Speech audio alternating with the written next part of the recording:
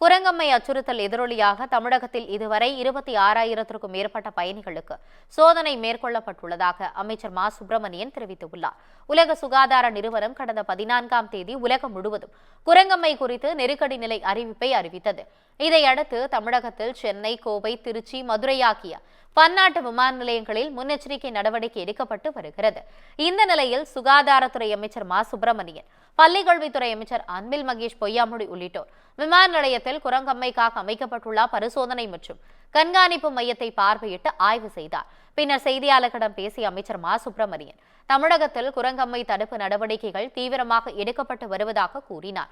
வெளிநாடுகளிலிருந்து தமிழ்நாட்டிற்கு நாள் ஒன்று சராசரியாக 58லிருந்து 64 விமானங்கள் வருவதாகவும் 26,000 பயணிகளுக்கு சோதனை நடைபெற்றுள்ளதாகவும் அவர் குறிப்பிட்டார்.